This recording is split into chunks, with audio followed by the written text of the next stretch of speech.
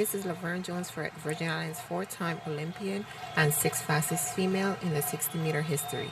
Tune in to VIOC in action to learn about athletes and what motivates us. Remember, teamwork make the dream work. Hi, this is Cy Thompson, laser sailor for Team ISV, and you're listening to VIOC in action. This is your high hurdle specialist, Eddie Lovett, for Team VI, and you're tuned in to VIOC in action.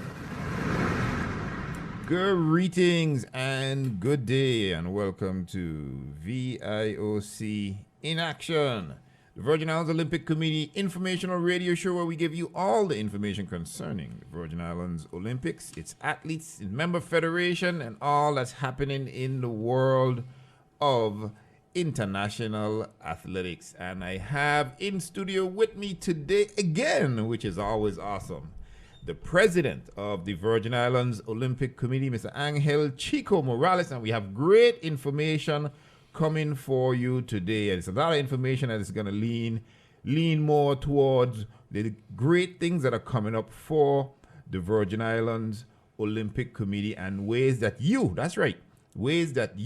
can help this organization grow, get better, and be a highlight on the international scene when it comes to Olympics. But before we move forward with the president, I want to give you some information from another president. That's right.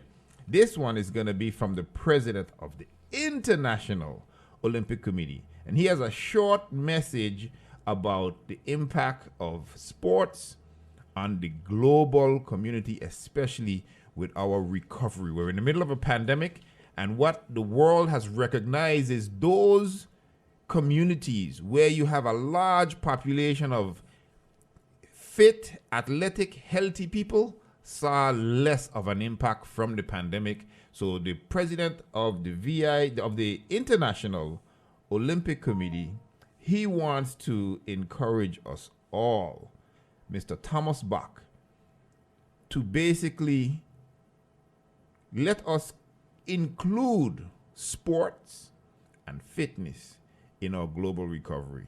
So let's do that right now.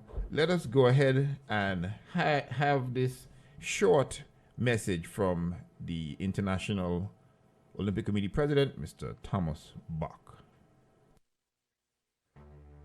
During the corona crisis, we have learned how important sport and physical activity is for a healthy body and a healthy mind.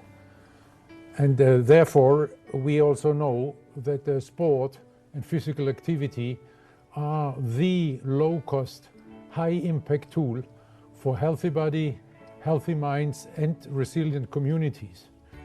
There, the Olympic movement is ready to play its part, to engage with all the governments and to engage with everybody, to activate our population to be more active, and in this way to contribute to a healthy society for everybody.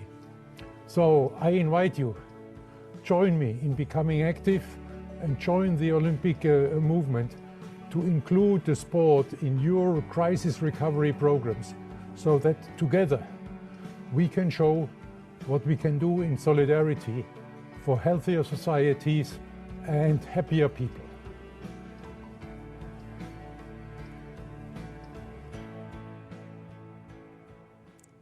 Hashtag stronger together. So that is a message there from the president of the International Olympic Committee, Mr. Thomas Bach. And he said, include sport in your recovery. And I know for sure, locally, the Virgin Islands, we have the commissioner of the Department of Health, Justa Encarnacion, and she's the incident commander for this pandemic. And she is absolutely on board with making health part of that program. And she's ready to tell you right now, as we start to slowly open up and get more involved, we're asking everyone to apply to have an event, clear it with the Department of Health, especially sporting events. They're willing, as long as you have a good plan as to how to keep people safe and social distancing measures in place, will definitely be received positively by our Department of Health. Mr. President Angel Chico Morales, good day, sir. How you doing? Yeah, good afternoon to you too and to all the listening audience out there in Radio Land.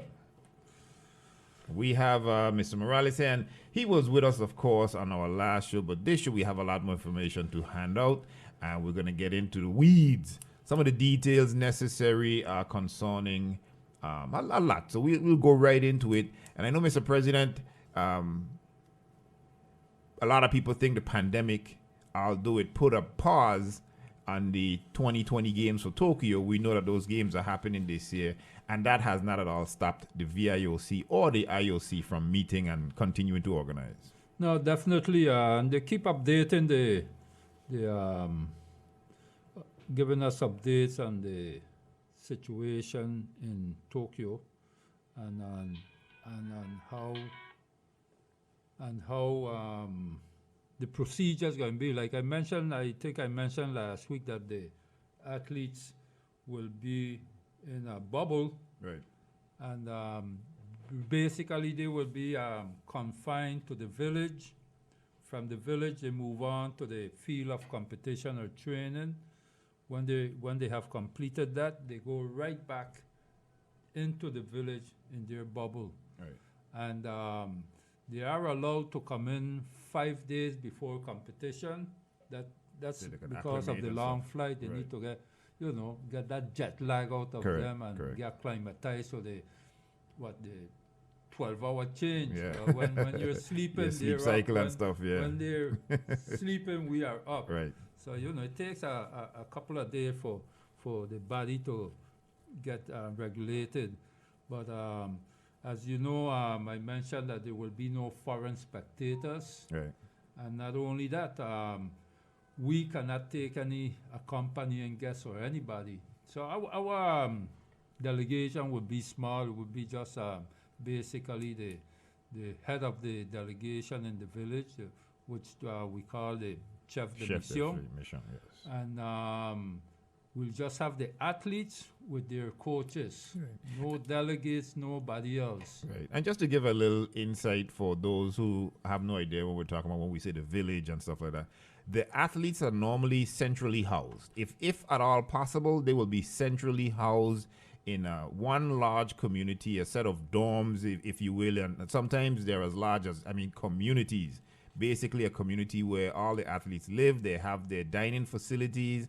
They have leisure facilities, certain courtyards you could just go outside and relax and, get to intermingle with each other. And I think it's going to be a lot different. Back then, you could get visitors could come and say hi to the village. Correct. Once they have the proper credentials, they will be given access to say hello to, the athletes. But we all know that with the pandemic, things are going to look a lot different. So there'll be changes. The village or where the athletes will be housed, that's going to be, as we mentioned, a bubble. It's going to be secured. It's a matter of segregating them to keep them away from the general population, or if they come in healthy, we want to keep them healthy throughout the entire game and not expose them to anyone who has not been properly vetted or tested for virus or anything like that. Yes, and I need to mention about the athletes' village, because that in itself is like a little town. That's they have right. their own bank. They have where they shopping area where they can buy souvenirs. I think that will still be in place, Right. since everybody will be confined. Yeah, even Yeah. more so, they'll have Right. more amenities for them now. Right, they have place where they can go and buy, the local foods, etc. So they at least they can taste the foods of Japan. And not only that, they also have an entertainment stage, which I'm sure they will keep the entertainers, but they won't be able to mingle. And I'm sure they will be have barricades to make sure that there's a safe distance between those entertainers coming to the village and keep them away from the athletes. Right. But all that will be in place. So it's not that it's going to be boring in the village. Right. No, I But don't the think long and short is that in the past, with the athletes on their day off, they could go out and they could do visit the different museums, the different sites that Japan or the host country has to offer. But that will be out of the question now. Yeah. And it's the same for us staying in the hotels. We basically will be confined in the hotel. From the hotel, we will be able to go to the venues where competitions are being held. Once that competition is done, the transportation will take you right back to To the the hotel. hotel. Yeah.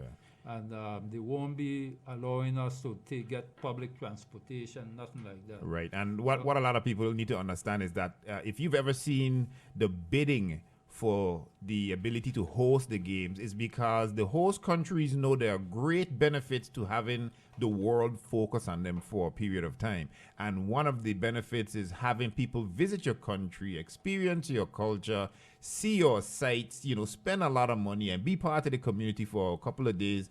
And that is a big, big, big change now that, it's such constrictions on everybody and everything. So it's a big change for the Olympic community who is used to, for that cycle, being able to experience different cultures and parts of the world. And stuff. Definitely. And not only that, but for the country, that's the biggest sport tourism event in the world that it's you huge. can have. The biggest sport tourism product in the world. Right. And there are big investments made to host the Olympic Games. The country has to dedicate great resources to host it. Right. The IOC joins with them and make sure that, to get them to a certain level, the IOC as well will assist with getting, venues prepared. And once the plan is there, it's a major investment to get. They're aware of the economic impact that these games have. Right. And with that, we're going to take our first break. When we get back, we'll talk some more about things that will be happening, including events for our juniors as well. So it's not just the grown folks we're talking about. So we'll be right back with VIOC in action.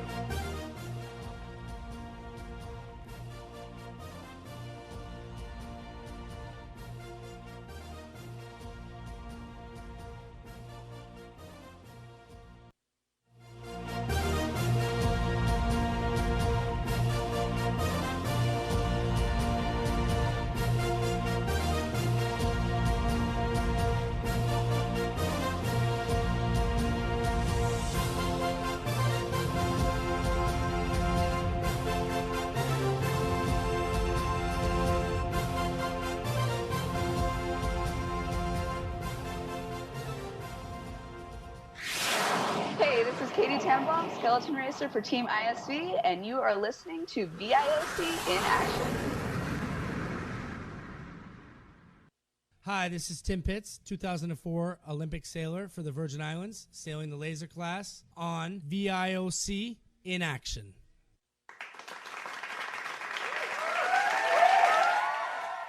This is Mr. One Time for the One Time, Leon Hunt, long jump record holder for Team VI. Thank you for logging on to VIOC in action. All right, welcome back to VIOC in action, and we're here with the VIOC president, Mr. Angel Chico Morales. Mr. President, I know we have a lot of people think of Olympics as just the Olympics, but there are Paralympics, there are Winter Olympics, there are youth games, and I understand that we have the events for the youth this year, correct? Yeah, there's some junior games coming up in September. This is from the ages 16 to 21. And these games will be held in Cali, Colombia. So we have like the full spectrum of events for the youth games, or they concentrate on certain events? No, there's a full spectrum. In fact, we have received the information, what they call the technical booklets for each sport. Those were sent to the our member federations, and we had 9 federations that reported back and their interest to get athletes in these games. Those are in swimming, archery, track, basketball, the 3x3, bowling, boxing, sailing, volleyball, and beach volleyball. And I need to, not because the federation sent in names means that these are the athletes that will go, because these athletes also have to go through a qualifying process. Right. Oh, I forgot to mention baseball. They will be attending. They were just invited because there are 4 slots open. Wow. And the Baseball Federation accepted to go to a qualifying tournament to see if their baseball team qualifies. Excellent. But like I said, all of them have to go through a qualifying process, and based on their ranking in the regional area, which means for the Pan Am Sports is all the countries between Canada, go down to Chile, and now everybody in Central America, North America, South, and the Caribbean. Right. So you're talking about 41 countries that will be attending these Junior Pan Am Games. Yeah, and you know, the spectrum we try to provide for everyone is the fact that the games themselves are much more than games. Imagine those 41 economies have to invest in the youth, and then they still have to turn around and invest in the Tokyo Games, and then they turn around come winter time. We have the winter game schedule, and then it starts all over again. Yes, for sure. There's every year there are some games. I can tell you for next year, we're looking for at having the Central American and Caribbean Games in sometime in June. Then we have the Caribbean Association National Olympic Committee Games, which will be in Guadeloupe for sure. And 2022, we also have some beach games to be held in November in Santa Marta, Colombia. So and it's just so much to every to year there's some games. Right. And there's so much to get involved in, and you know, the Olympic Committee can only do so much when it comes to the little bit of funding that they receive. And one effort that we make that is a significant contributor to our efforts is our golf tournament. Yes, as you know, the golf courses have been open again for people to go and practice their games, refine their games, get that leisure activity after being confined in homes. And I did get a call from the golf pro at the Buccaneer Hotel, and he did mention that they're able to start hosting events again. So I jumped on the opportunity, got our date, which is June 13th, because we always hold our tournaments the Sunday before Father's Day. Yeah. That way the mothers can give their husbands a early Father's Day gift. You hear that, mothers? That's a hint right there. We putting it out there. If you are struggling to find a gift for that man in your life who deserves something good, yay. Include him in the Olympic Committee's golf tournament. June, what you said, June or July? June 13th. June 13th. Definitely. Definitely. But we're looking forward to this event, and you know, we're looking, as always, we're looking for sponsors. We need gold sponsor. Right. Once you become a gold sponsor for $5,000, the tournament will be named in. That's all? Your. Well, you know, we had to drop it because of the pandemic. Right. And as you know, the businesses have been struggling. Right. Okay. Understood. So we had to drop our level of. Very good consideration. Yeah, but we're still giving them the same amenities as if they gave us the $10,000. Right. Oh, definitely. Because I know the numbers are smaller. Yes. Yeah. So this is even more of an incentive for businesses to get in, because imagine being promoted from now. We are in April. Being promoted from now through June 13th as a sponsor of the Olympic Committee. So we are asking you to come on board now so we could promote your business and let the community know that your business supports entities like the VIOC and our athletes and member federation. So now is a good time to get on board and get this advertising. Long-term advertising is a good deal for all businesses. Definitely. And not only that, but the gold sponsor will get the entry fees of 4 golfers included. So they could bring their team. So they can bring their team, correct. And it's a scramble format, right? It's a scramble format, Yeah, and for those who are not aware of scramble, it's the 4 members on the team and you pretty much play your best ball. Right.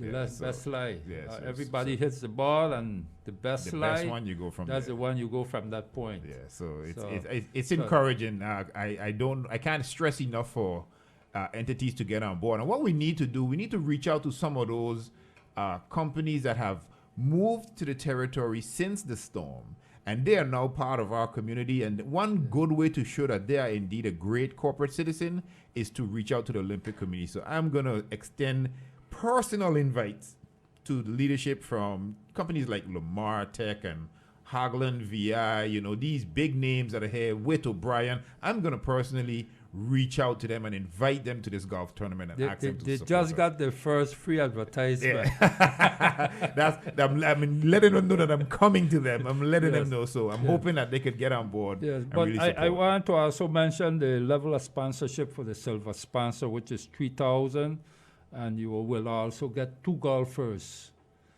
fee Fully, yeah, covered with that, and the bronze sponsor, which is $1,500, and that will entitle 1 golfer. And I know it's include 1 more than golfer just fee. those 3. So we have the gold, the silver, and the bronze. But there are other ways. You could sponsor holes. You can sponsor a hole for $250. You could correct. sponsor competitions like closest to the pin competition Right. or longest drive competition. So sponsors, there are ways for you to get your name there involved in this. So we are asking all the businesses that want to associate themselves with the VIOC and, you know, by default, the IOC, the most recognizable symbols in the world at Olympic rings. So if you can put that in your resume that you are, in some distant way, are a partner with the IOC, we definitely ready to take your support. Right, and since we're in the topic of sponsorship, I want to give. We already have a brand sponsor, and I'd like to mention them because that's one of the perks of being a sponsor. You will Right. be mentioned in our radio As program. often as And I possible. want to thank Alfredo's Landscaping in St. John. They came on as a brand sponsor. Alfredo's Landscaping. So for those of you in St. John who need some great landscaping work, and if you've seen their work, I'm sure that you drove by and said, well, wow, who takes care of this area? Alfredo's Landscaping, step up and they're ready. So we have a caller. Let's go to the phones. Good day. You're live on VIOC in action. No, I just want to know if the St. Thomas Golfers is going to get a discount from this tournament, you know what I mean? Because, you know, we have to fly over, so are we going to get like a $25 payment, you know, instead of, or like a $50 off or $75 off or something like that? This is how I'm offering the St. Thomas golfers, right? Consider that your discount a contribution to the Olympic Committee. So not only are you coming over to play, but you're gonna contribute that much more by coming. So we really appreciate all of the golfers from St. Thomas.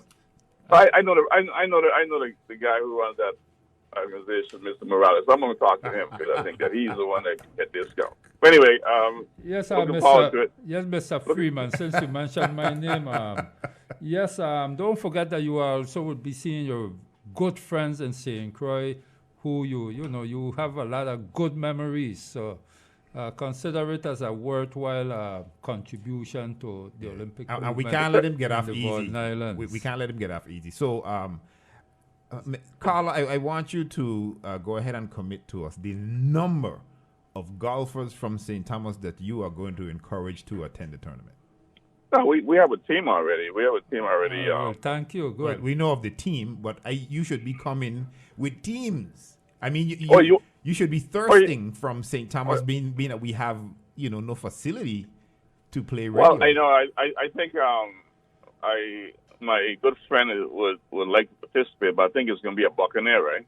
Correct. So I don't think that he's a Buccaneer fan. He's not, so I don't think he's going to come. So I'll keep talking to him. Maybe his team can come minus him, But yeah. And send me email me the sponsorship form as well. Excellent. Okay, Excellent. thank you. Excellent. And what we're trying to do is we really want to get as much people over for the tournament as having a golf tournament as well could also, spur encouragement to get the golf community more active and try to get something going in St. Thomas as well.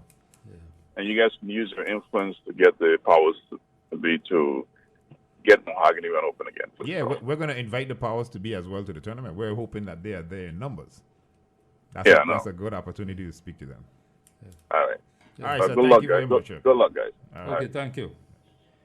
Yeah, it's an avid golfer from the St. Thomas St. John district, we know for sure, but he'll be there. I know him. Definitely. he has already committed. He's been always avid present every year. Yes. And I have to thank him and the other golfers. Right. It's a shame that the course here is in the situation is in without a buyer. you Yeah, know. I mean, there are people interested. It's just that the real dollars are that are Yes, in discussion. So we're hoping something comes forward. And the golf tournament for most people, it, like I said, it's a signature event for the VIOC as far as fundraising. But what you get there is you even get to meet some of the athletes. Oh, I remember definitely, there was a big showing when we had the boxer. He was one of our main athletes there, and it's great to be able to come and see the people that you're supporting. Talking about Clayton Lawrence. Lawrence, so He's an imposing figure. it was great to be there And I think for the Laverne tournament. was there too. Right, Laverne so Jones, that's another incentive for you to not only come to the tournament but to participate. You get to mingle with some of the athletes, and take pictures and stuff. So And I must remind the people who would be planning on coming that we will have to follow COVID protocol. Oh, yes. That's something that I think will be with us, at least till the end of the year. Right. And into next year. Yeah. We hope that things change. But I think the mass is something that will be something that we will stick to. Yeah.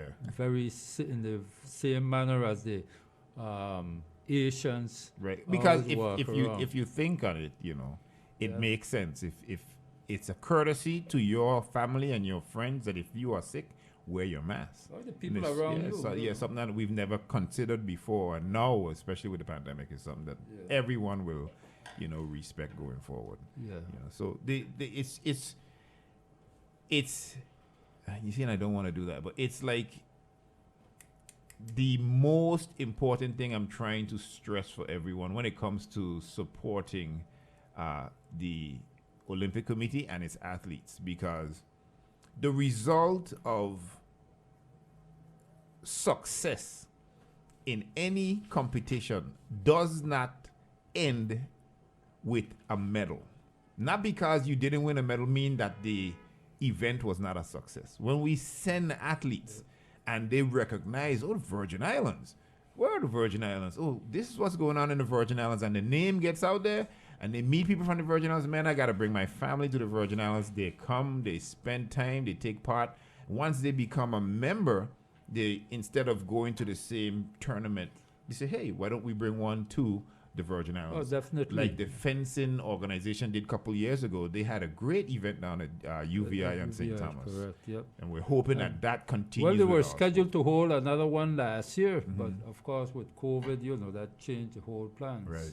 But our federations have been stepping up to bring in events, and that's one of the things that is on our list to do, because right now we're working on getting a facility built which will facilitate our member organization, our sports federations, to when they attend their regional meetings to submit a proposal to bring in the tournaments. Yeah, we'll talk more about that facility later. And I had a question with the fencing. If I'm not mistaken, when they initially had the tournament at UVI, part of hosting the tournament, part of the benefits was that the fencing federation and its international federation, they contributed like a lot of the materials, like the fencing mats that are used. Correct. Yep. So all of that equipment remained. Stayed here in the That's Virgin right. Islands, So the Virgin Islands has a setup right now to host tournaments. So that's the benefit of the Virgin Islands being involved in events. So we may not in that event had anyone that won a silver or gold or was named the champ of the tournament, but the Virgin Islands benefit by improving their infrastructure for the sport. Well, the international federations in all the sports, I shouldn't say all, but in many of them, they assist our local federations in, getting equipment, having facility built. For instance, the soccer complex in St. Croix. Right. That's world class. World class. I think it's the best. They've called it the best soccer field in the Caribbean. That's right. That's right. You're talking about Dominican Republic, Puerto Rico, big countries, correct. Big countries that are heavy in soccer, Trinidad, Jamaica. They cannot touch this field. And that was built by funds from the international Soccer Federation. Right. And what a lot of people don't realize is the establishment of building that facility. The plan was to regularly have events at the facility, but COVID again. COVID. Well, they have started. They have, but not in the frequency that we're going to have. What we're going to see, people, is once the systems are improved and the community is ready for larger events, you will see them coming, because it's like being a world-class athlete, being able to play on the best facility in your region. They're going to come, and all the athletes, they train, they practice, they prepare to play. And if invited, they will definitely come to the Virgin Islands to play, and that's what we want. What we'll do is we'll take our final break here on VIOC in Action. When we get back, we'll speak some more about that facility that the VIOC is getting ready to put in place. So we'll be right back.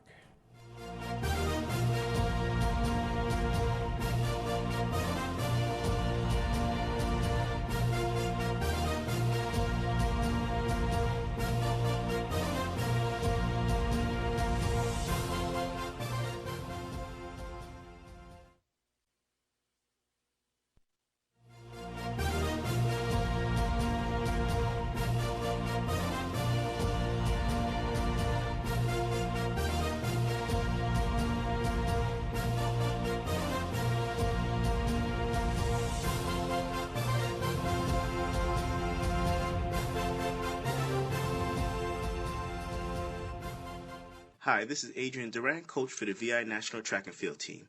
Set your goals and work hard to achieve them. Believe in yourself, and anything is possible.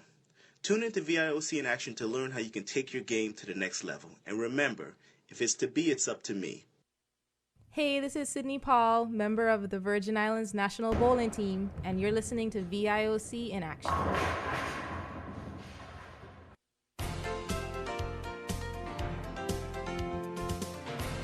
This is Dr. Jerry Smith, physical therapist with the VI Olympic Committee.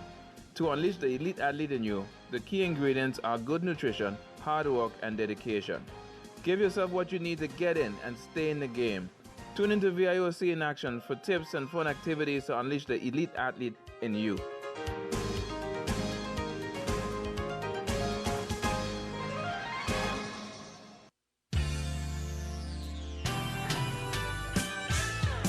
Hey, well, it's time now for VIOC Moment in History. In 1966, several sports-minded citizens of the Virgin Islands agreed that something had to be done to provide our athletes with a better chance to compete on the international level. The first requirement was to affiliate at least 5 sports to their respective international federations by convincing these international federations that their sports were active in the Virgin Islands and that our athletes could compete on a regional level. 6 sports affiliated: track and field, yachting, weightlifting, basketball, fencing, and volleyball. As a result of a major lobbying effort to the International Olympic Committee, the Virgin Islands was granted permission to participate on a trial basis in the 1966 San Juan Central American and Caribbean Games. Despite many difficulties, Carl Plaskett, Ivan David, Listen Sproul, Rudy Thompson, and John Hamber won medals. As a result, the Virgin Islands was granted full membership status in the International Olympic Committee. The Virgin Islands Olympic Committee was built on that auspicious beginning, and with the exception of the boycotted 1980 Olympics in Moscow, has sent a team to every Central American and Caribbean, Pan American, and Olympic competition since 1966. The Virgin Islands Olympic Committee's first Olympic medal was won in 1988 at the Seoul Olympics. The VIOC has grown from its original 6 federations now to 22. The Virgin Islands is extremely grateful to the VIOC founders, Calvin Whitley, Julio Francis Edwards, Vern Colwood, Len Stein, Tracy Jackal, for having the foresight, courage, stamina, and determination to bring the Virgin Islands into the Olympic arena.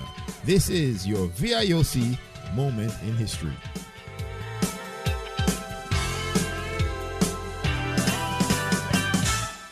VIOC Moment in History, and I try to play that every now and again to give everyone a reminder as to how things started out for the VIOC. Our history is very young, very fresh, and it's growing, and we want to continue to grow. Now, before the break, Mr. President, we were speaking about the proposed facility that the Virgin Islands Olympic Committee is requesting to, establish here in the St. Thomas St. John district, and hopefully in the future get one in St. Croix as well. But what was the motivation behind trying to get the facility built? Well, the motivation behind it, we attended a regional meeting, and there was a presentation by Dome Tech. This is a company that builds domes, sporting arenas. And the catching point to it is that these dome structures can be used as a shelter in time of emergency, thus being able for us to apply for FEMA funding, to assist. They would pay up to 75% of the building of this facility. So FEMA is saying, wow, you're proposing to build a building and allow it to be used for a shelter. Well, let us help you to get that done. Well, that definitely, and as you know, here in St. Thomas and even in St. Croix, there is a need for shelter For space. sure. We definitely are hurting for shelters. With the closing down of the schools and the, the buildings being knocked down. Yeah, they age there's as well. less buildings that can be used as FEMA-approved shelter. Yeah, they have to be approved by the. And that's a key point, because the federal government. Prior to the storms in 2017, we knew that our schools would serve as shelters. But what the storms revealed to us was that a lot of those structures, because of their age and maybe the old designs, they are not really safe enough to serve as an emergency shelter anymore. And here comes the VIOC with the presentation to add back to the inventory a shelter, a very needed facility for sure. Definitely. This company has been building these arenas in the dome shape in all of the south of the United States, Texas, the Tornado Valley, the hurricane areas, Louisiana. And they have Florida. records of surviving? Oh, definitely. Yeah. Oh, yeah. Great. And that's why it's approved by FEMA. Right. So what area on St. Thomas were you considering to build a facility? Well, there's some land out by Yodorakan, this high school, adjacent to where the new track is. Right. Where they put all the hurricane debris.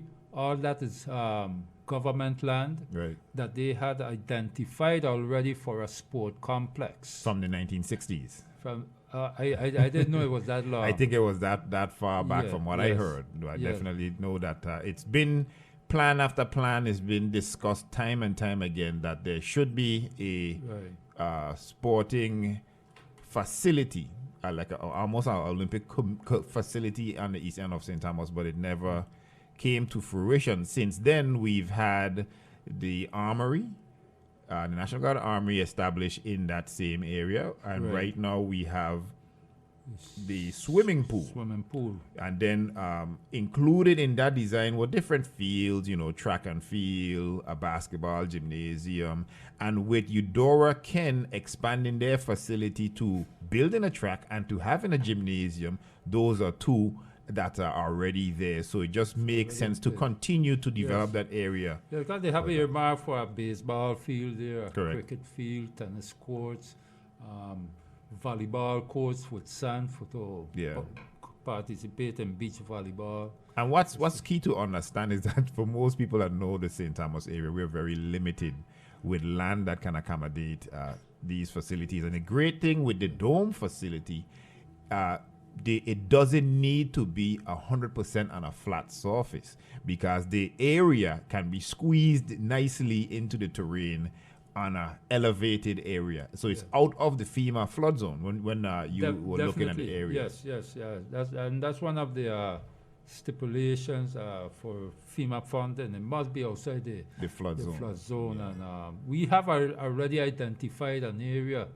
So we're working now with government to get a long-term lease, and we need this similar to the same situation that the Soccer Federation went through for their field in their complex in St. Croix, where they needed a long-term lease for the international body to invest the funds. Right. And one of the things that we kind of didn't look deeply into in the past was the different sporting facilities that we have on the school campuses. They're great facilities, excellent for the students, but again, with limited land space, the community leans on the government and the schools to use those facilities. Yes. But again, because they're located on a school property, they are limited in the, activities that can happen as far as sponsorship or, even beverages. Correct. So with the VIOC now providing a multi-use facility, because it won't just be one sport, I mean. No. Even though it will have the biggest area will be a basketball court, but it can be used for volleyball, for boxing events, fencing, badminton, just you name it, right. all the sports that we can hold inside. And even if someone needs to rent this space for an event. Definitely, because we must have some activities that would be generating some revenues for its upkeep. And we are building it to use it.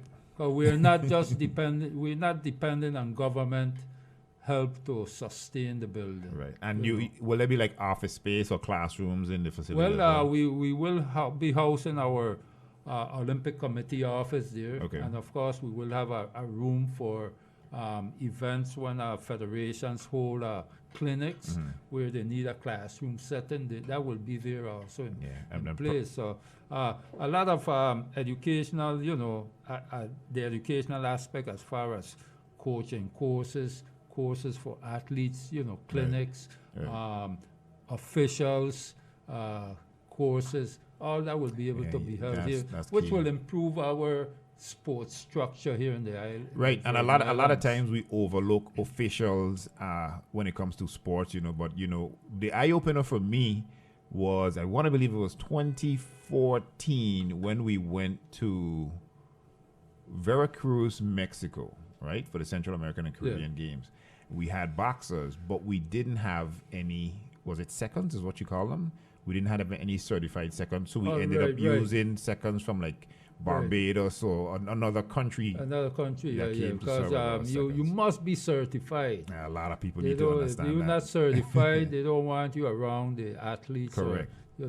So there's always the issue of liability. Correct. And this is a call again for people to get involved in the Olympic movement, because you don't have to be an athlete. You can be an official scorer, and that helps. You can be a referee. You could be a second for a boxing event. There are so many ways you can assist the Olympic Committee by getting involved. And just wanted to let them know that there's a wide range out there for things they can get involved in. Oh yes, so we're really looking forward to this project. We started the ball rolling this month. I've been in meetings with several senators who are on board to see this project come through. For this main aspect, is not for the sport aspect, but for the shelter, which is critical. And it saves because you're getting 75% commitment to assist with the bill. Yeah, definitely. And I when I found out about this, I said this is a win-win situation for the Virgin Islands. Right. Not only the athletes, but the population as a whole. And the VIOC directly is able to give back to the community that supports it by giving them a shelter, through this facility. I'm really looking forward to this project starting. Once I know it starts, I know it will be completed. As for sure, you can't finish until you start. That's right. So it's good to get the word out about